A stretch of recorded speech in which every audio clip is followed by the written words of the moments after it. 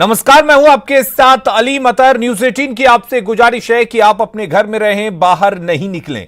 Lockdown को हल्के में मत लीजिए। इस वायरस को हराने का यही एक सबसे बेहतर तरीका है। इसलिए घर पर रहिए, सुरक्षित रहिए और दूसरों को भी सुरक्षित रखिए।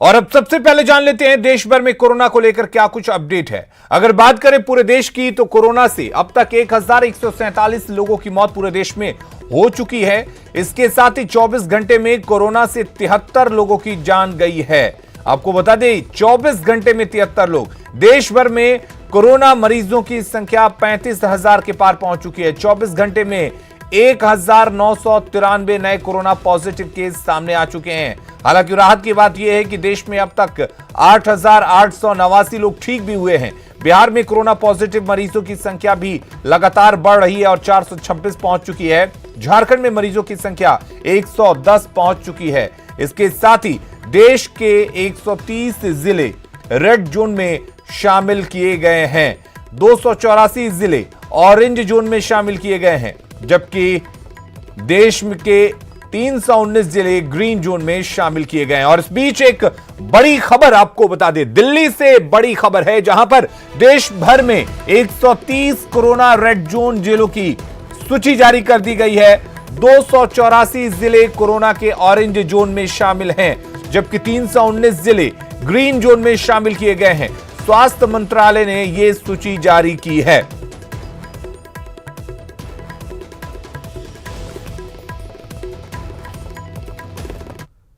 और बड़ी खबर बिहार के लिए भी है। कोरोना रेड जोन में बिहार के 5 जिले शामिल किए गए हैं। कोरोना रेड जोन में मुंगेर और पटना, रोहतास और बक्सर कोरोना रेड जोन में शामिल किए गए हैं। रेड जोन जिलों की लिस्ट में गया भी शामिल है। वहीं कोरोना ऑरेंज जोन में बिहार के 19 जिलों को शामिल किया गया है। कोरोना ग्रीन जोन में बिहार के 14 जिले शामिल हैं।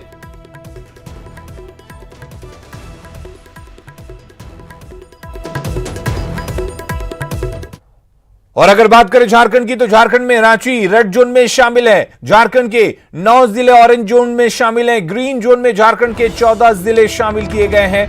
देश भर में 130 कोरोना रेड जोन जिलों की सूची जारी कर दी गई है। 319 जिले ग्रीन जोन में शामिल किए गए हैं। तो बात झारखंड की करें तो रांची रेड जोन में शामिल है, जबकि 9 जो झारखंड के दूसरे जिले हैं उनको ऑरेंज जोन में शामिल किया गया है। झारखंड के लिए राहत की बात यह है कि अब भी 14 जिले ग्रीन जोन में शामिल हैं। अगली खबर का रुख करते हैं। पटना सहित बिहार के कई जिलों में आज आंधी के साथ बारिश हुई, जिससे सुबह में ही शाम जैसा माहौल दिखने लगा।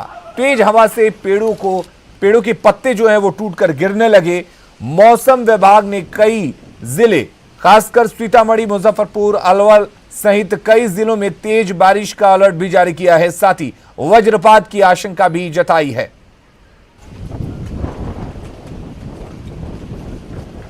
पटना का मौसम अचानक चेंज होता हुआ दिखाई दे रहा है। देखिए किस तरीके से ये पटना के हार्डिंग रोड का नज़ारा है और तेज आंधी, धूल और किस तरीके से ये आप तेज हवा को देख सकते हैं। कैसे ये तेज हवा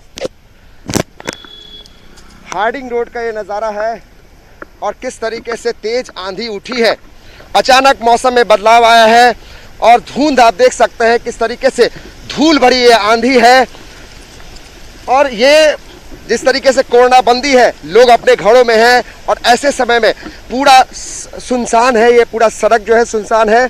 लेकिन आप तस्वीरें देखिए किस तरीके से तेज आंधी, धूल भरी आंधी आप देख सकते हैं। वो ये सेमर का पेड़ जो है उसके फूल इस तरीके से हवा में उड़ रहे हैं।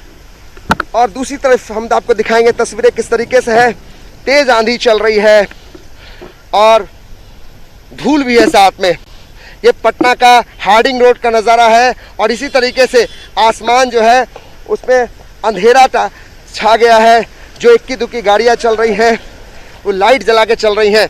तो ये नज़ारा है पटना के हार्डिंग रोड का, जो अचानक से मौसम में बदलाव आया है, उसके बाद से तेज आंधी चलना शुरू हो गया है। कैमरा पर्सन मनीष जुनेजा के साथ अमित कुमार सिंह, न्यूज़ 18 पटना। कोरोना बंदी के बीच आरजेडी सरकार के खिलाफ अनशन पर बैठ गई है। मजदूर दिवस के मौके पर देश के दूसरे हिस्से में फंसे मजदूरों के लिए आरजेडी पूरे बिहार में अनशन कर रही है। आरजेडी दफ्तर में पार्टी के नेता धरने पर बैठे हैं। पार्टी के प्रदेश अध्यक्ष जगदानंद सिंह के निर्देश पर पार्टी पदाधिकारी धरने पर बैठे हुए हैं। आज अंतर्राष्ट्रीय मजदूर दिवस है। इस मौके पर राष्ट्रीय जनता दल ने एक दिन का अनशन रखा है। चूंकि बिहार से बाहर जो मजदूर फंसे हुए हैं, इसके लिए अनशन पर बैठे हैं आरजेडी के नेता। लेकिन अब आपको तस्वीर दिखाते हैं।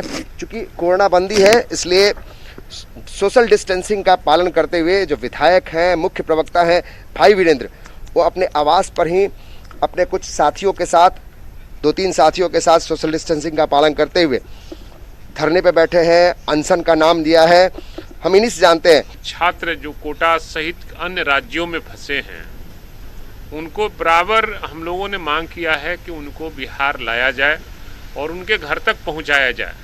उस संकट की स्थिति में भुखमरी के कगार पर हैं और सरकार रोज घोषणा करती है और लॉकडाउन का हवाला देकर कुछ दिन तो किया, लेकिन जब केंद्र सरकार ने छूट दे दिया, लॉकडाउन में बुलाने का आदेश दे दिया, तो फिर आपको बुलाने में क्या दिक्कत है? नहीं, हमारा मांग लगातार कई दिनों से चल रहा है। हमारे नेता प्रतिपक्ष तेजस्वी प्रसाद यादव और हम लोग लगातार मांग करते रहे हैं, लेकिन सियासत नहीं कर रहे हैं।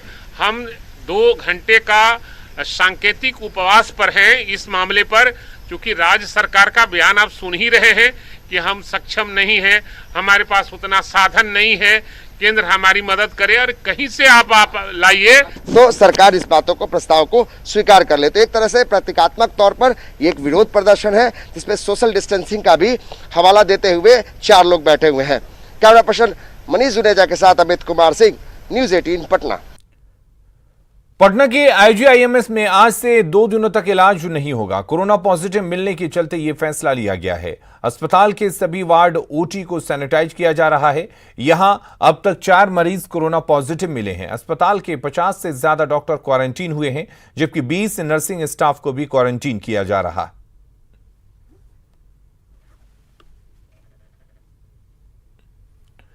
राजधानी पटना के नए इलाकों में कोरोना पांव पसार रहा है। अब की बार आईजीआईएमएस का एक कर्मचारी कोरोना की चपेट में है। अस्पताल में पैथोलॉजी विभाग के कर्मचारी में कोरोना पॉजिटिव पाया गया है, जिसके बाद बच्चों समेत कर्मचारी के पूरे परिवार को क्वारंटीन कर दिया गया है।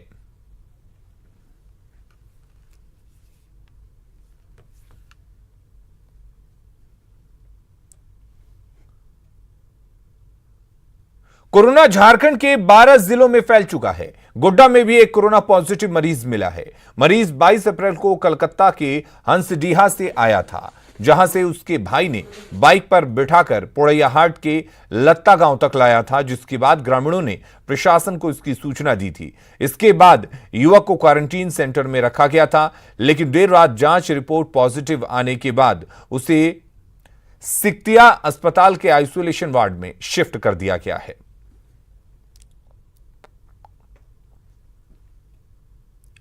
बिहार से बाहर फंसे हुए लोगों को लेकर सरकार ने कोई ठोस फैसला अब तक नहीं लिया है।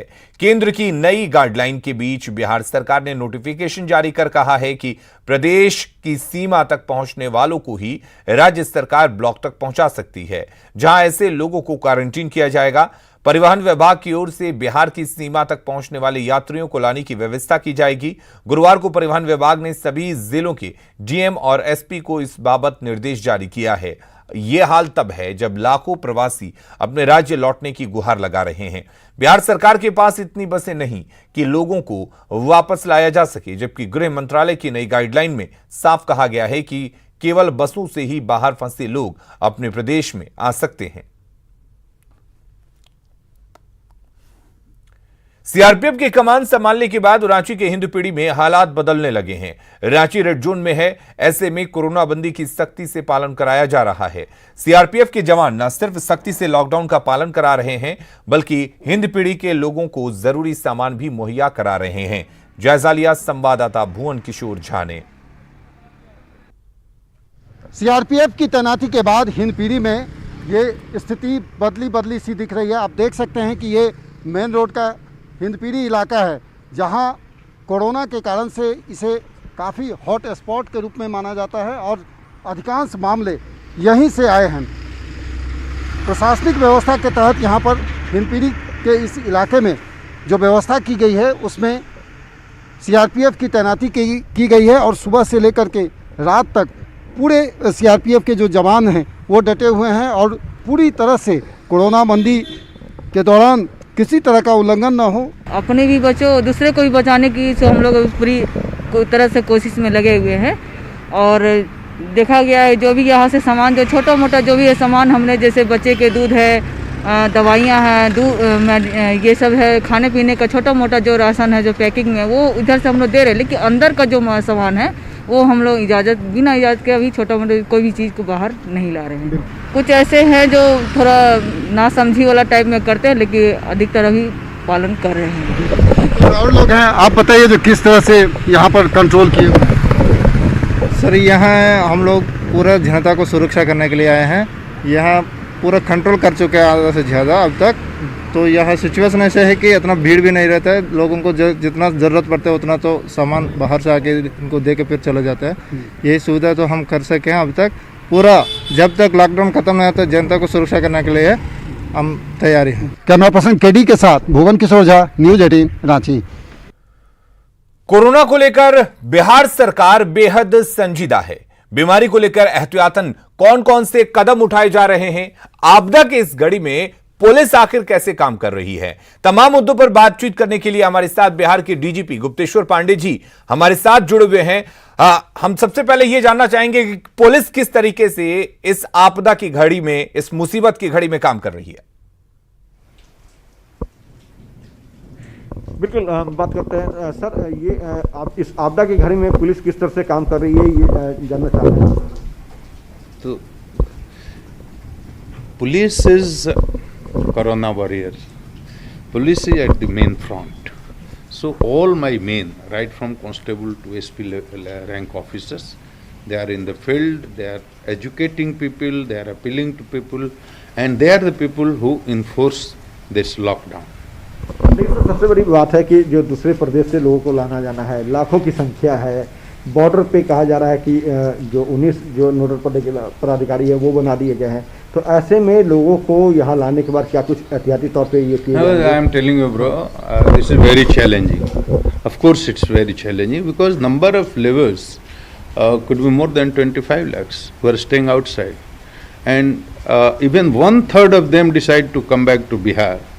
The number comes to around 8 lakhs, and plus students, more than 2 lakhs, 3 lakhs. I don't have the exact number, but students also in huge number are staying outside in different states. They are studying. They all want to come.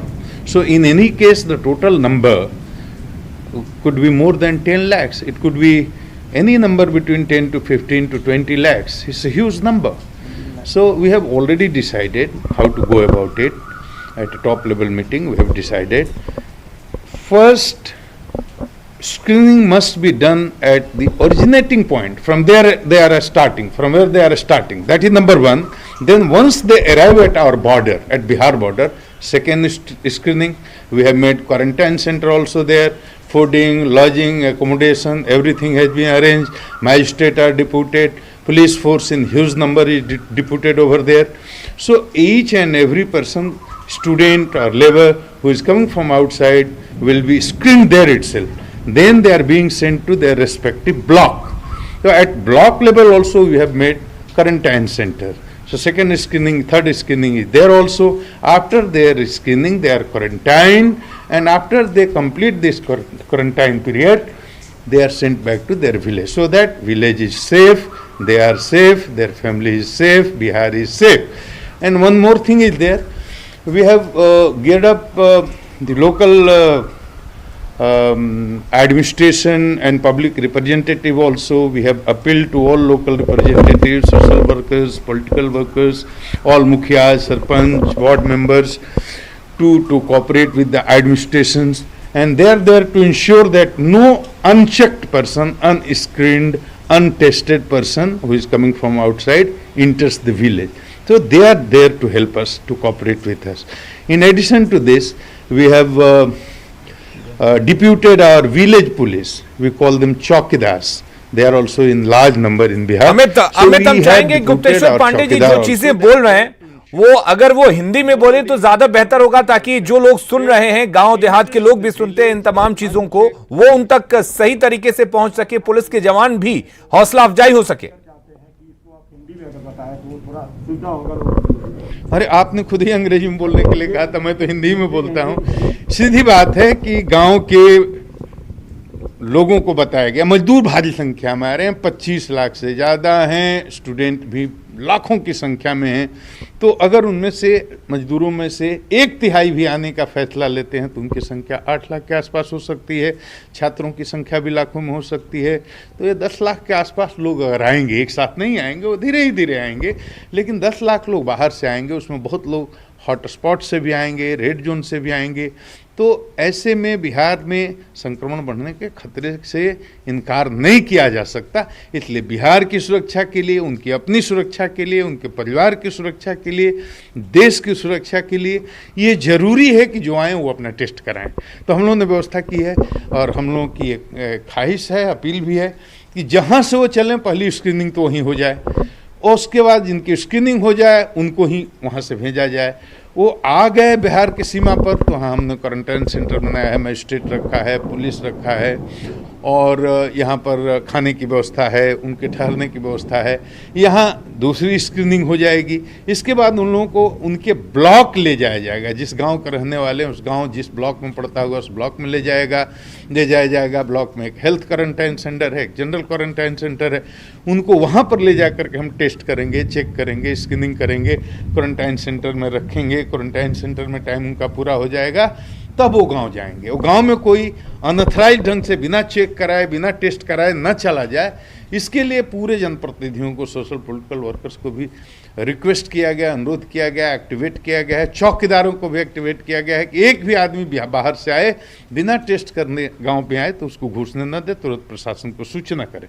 तो जनता के सहयोग से, यहाँ के सारे political social worker के सहयोग से, प्रशासन के सहयोग से हम लोग इस समस्या से निपटेंगे। मैं तो पॉलिटिकल जो वर्कर्स हैं उनसे भी कहता हूं कि सारे राजनीतिक मतभेदों को भुला करके ये संकट का समय सबको एक प्लेटफॉर्म पर आकर के कोरोना के खिलाफ जंग में शामिल हो जाना चाहिए। इन सब के बीच पुलिस के लिए बिल्कुल चुनौती होगी, बड़ी चुनौती। कदम कदम पर चुनौती है, जब आएंगे उनको। चलिए अमित, बहुत बहुत शुक्रिया हमारे साथ जुड़ने के लिए। गुप्तेश्वर पांडे जी ने तमाम बातें रखी, उनका भी बहुत बहुत शुक्रिया। इधर झारखंड के बाहर फंसे मजदूरों और छात्रों को वापस लाने की प्रक्रिया शुरू हो चुकी है। मुख्यमंत्री हेमंत सोरेन ने कहा कि जल्द ही सभी लोगों को झारखंड लाया जाएगा। उन्होंने कहा कि नोडल ऑफिसरों की नियुक्ति कर दी गई है। सीएम ने बाहर फंसे लोगों से नहीं घबराने की अपील की है।